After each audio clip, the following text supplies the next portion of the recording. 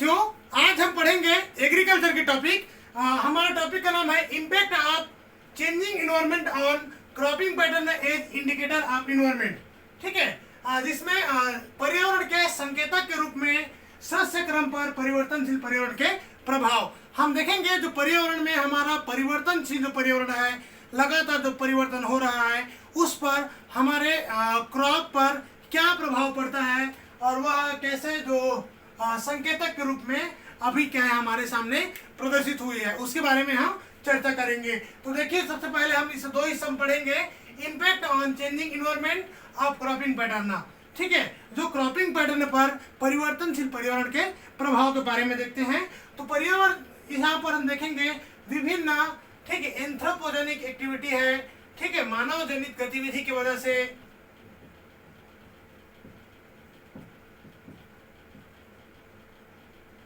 ठीक है, मानव जनित गतिविधि की वजह से क्या बढ़ा है जी, ग्रीन हाउस गैसेस बढ़ा है।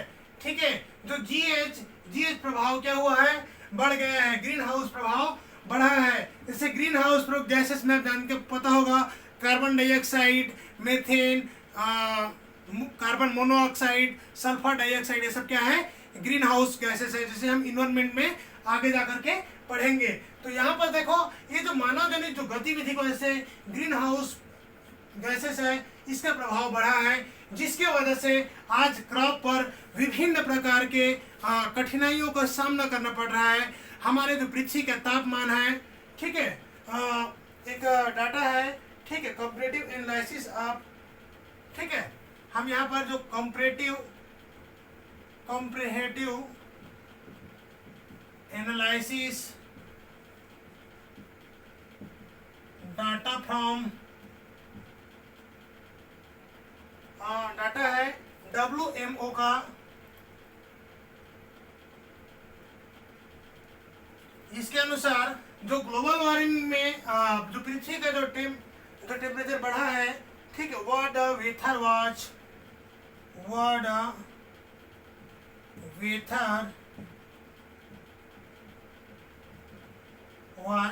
ये क्या बताता है, बीते जो 100 वर्ष में, ठीक है, बीते जो 100 वर्ष में, इसी 100 वर्ष में 0.5 डिग्री सेल्सियस हमारे पृथ्वी का जो टेम्परेचर है वह क्या है, बढ़ गया है।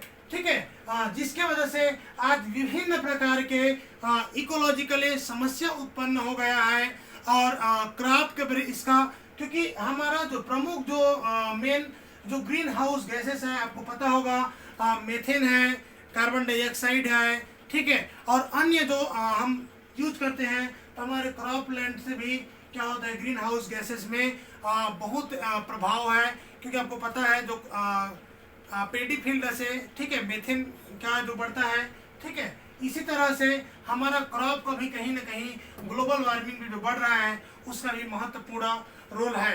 तो हम देखेंगे इस जो ग्लोबल वार्मिंग बढ़ा है, मोस्टली खास करके जो मानव जनित गतिविधि से इसका जो प्रभाव पड़ा है हमारे इन्वायरमेंट पर, हमारे क्रॉप पर, ठीक है, उसके बारे में हम सरसरी तौर से यहाँ पर अध्ययन करेंगे। क्योंकि हमारे उस सिलेबस के हिसाब से है, हम उतनी ही जाएंगे, बहुत ज़्यादा डिटेल इसका जाने की जरूरत नहीं है। तो हम देखेंगे क्रॉप उत्पादन पर।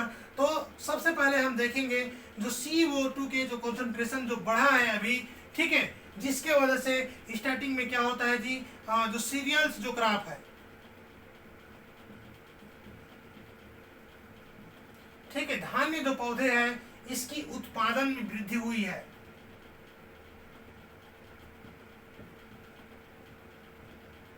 ठीक है, सीरियल जो क्रॉप है, इसकी उत्पादन में क्या हुई है, वृद्धि हुई है। ठीक है, यहाँ पर इसके बाद क्या याद रखना, जो सीरियल्स क्रॉप के जो उत्पादन है, यहाँ पर वृद्धि हुई है।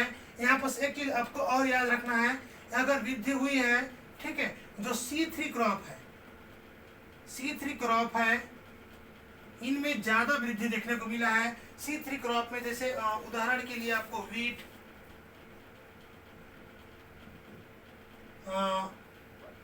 एक सेकेंड, वीट, राइस, ठीक है, ये जो C3 क्रॉप है, ये किन की अपेक्षा थी, हम अगर अपेक्षा कंपेयर देखेंगे, ठीक है, कंपेयर देखेंगे तो C4, ठीक है, इनकी वृद्धि ज्यादा हुई है, ठीक है, अपेक्षा C4 क्रॉप के, ठीक है। C4 क्रॉप में हम ले सकते हैं माइच, शुगर केन, ये जितने भी जो C4 क्रॉप है, सरगम, इनके अपेक्षा C3 क्रॉप के जो प्रोडक्शन है उनमें ज़्यादा वृद्धि देखने को मिला है। इसके अलावा भी अगर हम देखेंगे, ठीक है, क्रॉप के जो उत्पादन में यहाँ पर देखें तो जो कृषि जो लैंड है वो क्या है, उसकी बढ़ोतरी हुई है, साथ साथ जल निकास के साथ साथ मृदा अपरदन भी क्या है, बढ़ा है। क्योंकि जब आपको पता होगा ये जो ग्लोबल वार्मिंग जो होता है, ठीक है, तो आपका जो क्लाइमेट चेंज क्या है हो जाएगा, ठीक है, आपका जलवायु परिवर्तन हो जाएगा, जिसके वजह से अनावश्यक रूप से वर्षा, ठीक है, बिना समय के और जो अन्य तूफान आदि जो बहुत सारा जो प्रॉब्लम को झेलने को रहता है, जिससे फसल में क्या होता है, नुकसान होता है, हानि होता है। इसके अलावा हम देखेंगे पेस्ट डिसीज, ठीक है, रोग और रोग कारक के बारे में थोड़ा सा देखेंगे। तो आपको पता होगा ये जितने भी जो इंसेक्ट वगैरह रहता है, ठीक है, जो इंसेक्ट रहता है, कीड़ा रहता है, ठीक है, इनके लिए जो ह्यूमिड वाटर, ठीक है, ह्यूमिड जो नमी युक्त, ठीक है, जिसे हम बोलते हैं उमस, ठीक है, ये क्या रहता है, फेवरेबल रहता है। ठीक है, आज आप लोग को पता होगा कि बिना पेस्टिसाइड के आज खेती करना मुश्किल हो गया है, ठीक है, क्योंकि हर थोड़ा दिन में क्या होता है, एक न एक नया नया क्या है डिसीज आज आ रहा है, और ये डिसीज ऐसे भयंकर भयंकर डिसीज हमें क्या बोलते हैं अपने क्रॉप में देखने को मिल रहा है, जिसे कंट्रोल करना मुश्किल हो रहा है। और इसका कहीं ना कहीं कनेक्शन हमारा जो ग्लोबल वार्मिंग बढ़ा है ऑलमोस्ट उससे है। आप लोग गेस किए होंगे, गांव में अगर रहते हैं, ठीक है, 2-4 दिन अगर बदली आ जाता है तो अचानक से जो फसल रहता है, राहर है, ठीक है, या अन्य जो मटर वगैरह है उनमें कीड़ा लग जाता है, ठीक है, गोभी है, बैगन है। तो आप लोग इसे बहुत ही आप लोग गेस किए होंगे कि जैसे ही बदली आता है, ह्यूमिड रहता है, क्योंकि बादल के टाइम में क्या होता है जी, बादल जब रहता है उस समय में जो सूर्य प्रकाश रहता आता है, लेकिन वो रात को जो वापस जाता है वो वापस नहीं जा पाता है, फिर टकरा के लौट आता है, जिससे क्या होता है, बदली रहता है तो वातावरण हमारा क्या रहता है, ह्यूमिड रहता है, टेम्परेचर ज़्यादा रहता है, ठीक उमस की वजह से गर्मी ज़्यादा रहता है, और इसी बीच में जन्म लेता है ये बहुत सारा जो खतरनाक जो पेस्ट है, कीड़ा है, वह क्या है जन्म लेता है, जिससे क्या हुआ है आज क्रॉप में विभिन्न प्रकार के नया नया डिसीज का चलन बढ़ा है। ठीक है, जो हमारे देखिए यहाँ पर एक तरफ से प्रोडक्टिविटी बढ़ रहा था, लेकिन ये क्या कर रहा है, उसको सत्यानाश कर रहा है जो क्रॉप में। ठीक है, आज ऐसे ऐसे डिसीज है कि आप 3 दिन अपना खेत को नहीं देखोगे तो चौथा दिन आपका खेत चौपट। ठीक है, ऐसे ऐसे अभी कंडीशन देखने को मिला है।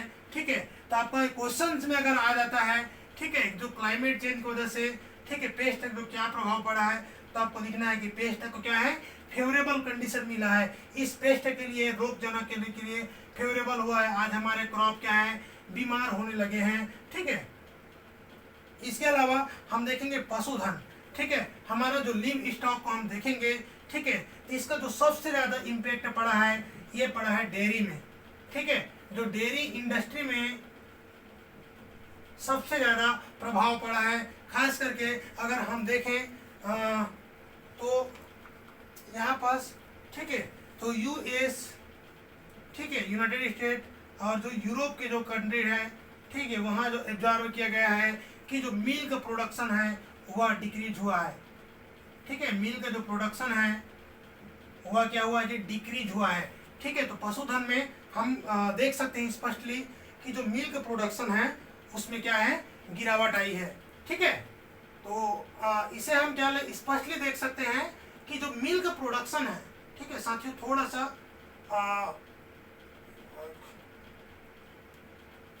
ठीक है, तो मिल्क जो प्रोडक्शन है इनमें क्या है, कमी आई है। इसके अलावा ये तो हो गया हमारा जो क्रॉप पर जो क्रॉपिंग पैटर्न है उस पर प्रभाव हो गया। ठीक है, अब हम देखेंगे जो cropping pattern indicators of environment. ठीक है, शस्य क्रम पर्यावरणीय संकेतन के रूप में। ठीक है, जो शस्य क्रम है हमारे जो क्रॉपिंग पैटर्न है वहां पर संकेतन के रूप में देखेंगे। तो सबसे पहले हम देखेंगे लॉस ऑफ नेचुरल हैबिटेट। ठीक है, प्राकृतिक आवास को नुकसान या क्षति। तो प्राकृतिक आवास, क्योंकि आज जो किसान हैं, ठीक है, आज के जो फार्मर है, ठीक है, ये प्राकृतिक जो आवास है उसको क्या लग रहे हैं यहाँ पर। आज जो प्राकृतिक आवास क्या है, जो खेती के जो हमारा जो प्राकृतिक आवास है ये क्या रहा है, उजड़ रहा है। ठीक है, सॉरी एक सेकेंड, ये क्या रहा हो रहा है, उजड़ रहा है, प्राकृतिक आवास है। क्योंकि जो फार्मर्स है क्या करेगा, ज्यादा से ज्यादा वन की ओर बढ़ेगा और वन में क्या करेगा, अपना जो क्रॉप जो लैंड है उसे बढ़ाना चाहेगा। और खेती के लिए जो हजारों एकड़ आज जमीन है, जंगल है, वह क्या है, कट गया और वहां पर क्या है, खेती हो रहा है। ठीक है, और यहाँ पर जाहिर सी बात है, अगर आप क्रॉप लैंड क्या होगी, पेड़ को काटोगे, ठीक है, पेड़ का अगर कटाई होगा, ठीक है, तो यहाँ पर क्या होगा जी, प्राकृतिक जो आवास है, ठीक है, प्राकृतिक आवास उजड़ेगा। ठीक है, तो प्राकृतिक आवास किससे किसका, जो अन्य जो जंगल में रहने वाले जो पशु पक्षी है उनकी प्राकृतिक आवास आज उजड़ रहा है। ठीक है, जिससे क्या हो रहा है, प्राकृतिक आवास आज उजड़ेगा तो क्या होगा, ये उजड़ेगा तो ये कहाँ आएगा, ये आपके जो शहर की ओर, गांव की ओर, यहाँ के जो पशु पक्षी है वो अटैक करेगा। ठीक है, तो आज के समय में इसके अलावा यंत्रीकरण बढ़ा है। ठीक है, और यंत्रीकरण बढ़ा है क्योंकि खेती के लिए किसान क्या है, ज्यादा से ज्यादा यंत्र जो यूज कर रहा है, मशीनीकरण यूज हो रहा है, जिससे ज्यादा से ज्यादा जो लैंड में खेती हो रहा है। और इसके वजह से आज के समय में जो कृषि की जो फील्ड है, ठीक है, एग्रीकल्चर फील्ड है, वहाँ पर ये बढ़ा है। ठीक है, एग्रीकल्चर जो फील्ड है वह बढ़ा है। तो एग्रीकल्चर जो फील्ड बढ़ा है, ठीक है, ये भी क्या है, नेचुरल हैबिटेट क्या है, उजाड़ करके बढ़ रहे हैं। इसके अलावा जो तालाब है, अगर हम तालाब को देखें तो तालाब को जल निकास के थ्रू तालाब के पानी को क्या कर रहे हैं, कृषि के लिए यूज कर रहे हैं। तो कृषि के लिए अगर तब तालाब के पानी को यूज करोगे, क्योंकि तालाब में बहुत सारा जीव जंतु रहता है, जैसे मछली है, मगरमच्छ है और छोटे छोटे जो पेड़ पौधे तालाब में जो पाए जाते हैं, उनका जो नेचुरल जो हैबिटेट है वह क्या होता है, उजड़ता है। ठीक है, इसी प्रकार से जो नेचुरल हैबिटेट का क्या हो रहा है, लॉस हो रहा है। हम नेक्स्ट देखेंगे यूज ऑफ केमिकल्स, रसायनों के उपयोग। ठीक है, तो रसायन के जो उपयोग में आज के समय में आप लोग देखे होंगे कि बिना रासायनिक खाद और बिना दवाई के, बिना पेस्टिसाइड के आप कृषि के अगर खेती करते हैं तो आपको उत्पादकता क्या है, काफी हद तक कम हो जाता है। ठीक है, और आप सर्वाइव भी नहीं कर सकते एज जो फार्मर। अगर आप बिना खाद और बिना क्या बोलते हैं, पेस्टिसाइड के आप खेती करते हैं तो एज आप फार्मर अभी के जो प्रचलन है यहाँ पर सरवाइव करना मुश्किल हो जाएगा। ठीक है, भले आप कितना भी क्या बोलते हैं, ऑर्गेनिक जो फार्मिंग है उसका आप प्रचलन बढ़ाएं, ठीक है, लेकिन जब तक आप रासायनिक खाद और पेस्टिसाइड यूज नहीं करेंगे तब तक आप अच्छे उत्पादन हासिल नहीं कर सकते। लेकिन साथ साथ यहाँ पर एक चीज और देखने को मिला है, भले ही इन चीज़ों का कितना भी प्रचलन बड़ा हो, लेकिन कहीं ना कहीं ये अपना हानिकारक प्रभाव, क्योंकि आप कितना जो केमिकल जो खाद डालते हैं, ठीक है, हम यहाँ पर देखेंगे खाद और रासायनिक घोल, तो इनकी अगर बात करोगे, ठीक है, तो आप खेत में अगर जो खाद डालते हो, रासायनिक घोल डालते हो, ठीक है, तो यहाँ पर हम खेत में क्या बढ़ाते हैं, जो नाइट्रोजन की, ठीक है, मात्रा को हम बढ़ाते हैं। ठीक है, नाइट्रोजन की मात्रा को बढ़ाते हैं, ठीक है, अन्य चीज़ों को बढ़ाते हैं। तो यहाँ पर हम यूट्रोफिकेशन तो हम कर रहे हैं, ठीक है, लेकिन क्या हो रहा है इसमें, तो प्रॉब्लम ये आता है कि आप लगातार जो फर्टिलाइजर का जो रासायनिक खाद यूज करोगे तो एक दिन आपका जमीन क्या है, बंजर तब्दील होने में आप नहीं रोक सकते। ठीक है, तो ज़्यादा से ज़्यादा जो फर्टिलाइजर रहता है ये बहुत ही निगेटिव इम्पैक्ट छोड़ता है। इसके अलावा हम यहाँ पर इसमें दूसरा पॉइंट है पेस्टिसाइड। तो पेस्टिसाइड की अगर बात करें तो बिना पेस्टिसाइड के खेती करोगे तो काफ़ी हद तक आपका जो उत्पादन है वो कम हो जाता है। ठीक है, तो ये जो पेस्टिसाइड आप यूज करते हैं तो पेस्टिसाइड कहीं ना कहीं उसका जो इम्पैक्ट रहता है वह उस फसल पर रहता है। ठीक है, और उस फसल के साथ साथ वह आपके भोजन में समाहित होकर के आपके शरीर तक पहुंचेगा, फिर आपको क्या करें, धीरे धीरे बीमार बना देगा। इसके अलावा जो एग्रीकल्चर लैंड है, ठीक है, इस क्रॉप पर, ठीक है, बहुत सारा जीव जंतु भी आश्रित रहते हैं। ठीक है, जैसे इंसेक्ट को बर्ड खाता है, ठीक है, और उस इंसेक्ट में क्या होता है, इंसेक्ट जब पेस्टिसाइड संपर्क में पेस्टिसाइड पड़ा है और उस पेस्टिसाइड को बर्ड खाएगा तो बर्ड क्या हो जाएगा, खत्म हो जाएगा धीरे धीरे। इसके अलावा बहुत सारा जो हानिकारक इसका जो इम्पैक्ट है ये देखने को मिला है, ठीक है। तो मुख्य जो संकेतन के रूप में आपका जो केमिकल यूज और लॉस ऑफ नेचुरल जो हैबिटेट आपको देखने को मिलता है। तो साथियों इसमें इतना ही, ठीक है, आज की क्लास में। इसके लिए आपको जो मेन जो क्वेश्चन आएगा, ठीक है, एक आध क्वेश्चन जो आएगा तो इसमें आपको याद रखना है कि पिछले 100 जो वर्ष में, ठीक है, 5 डिग्री ग्लोबल वार्मिंग बढ़ा है। ग्लोबल वार्मिंग में याद रखना जो सीरियल्स क्रॉप है इसमें वृद्धि दर्ज किया गया है, इस बात को याद रखिएगा। इसमें स्पेशल है आपका C3 प्लांट का जो प्रोडक्शन है C4 की अपेक्षा ज़्यादा हो रहा है, ठीक है, इस बात को याद रखना है।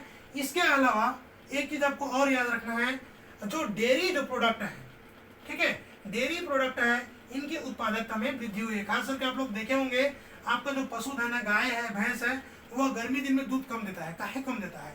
तो ये टेम्परेचर का है, कहीं ना कहीं टेम्परेचर इसको इफेक्ट करता है, ठीक है। तो ये आपको याद रखना, डेयरी में क्या है, कम हुआ है। इसके अलावा एक चीज देखना कि जो ह्यूमिड जो कंडीशन है, हम आगे जाकर के जो कीट प्रबंधन में और पढ़ेंगे, इसीलिए मैं इसमें आज क्वेश्चन आपको नहीं करा रहा हूँ, क्योंकि बाकी जो टॉपिक है कहीं ना कहीं दूसरे टॉपिक से रिलेटेड है, तो बाकी के टॉपिक में यहाँ के क्वेश्चन है आपका कवर हो जाएगा, ठीक है।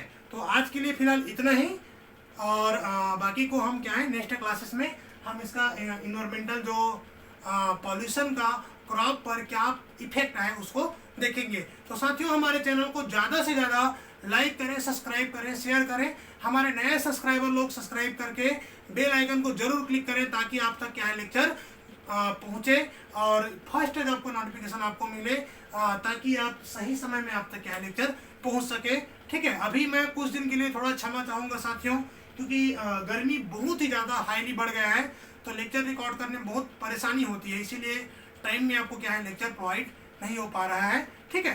तो आप लोग ज़्यादा से ज़्यादा करें, मैं कोशिश करूँगा आपको time to time lecture provide कराऊँ, ठीक है। तो अभी कुछ दिन तक थोड़ा से लेक्चर अपलोड होने के लिए अनियमित टाइम थोड़ा रहेगा, बाकी थोड़ा दिन बीत जाए, है ना, तो प्रॉब्लम नहीं होगी। Thank you.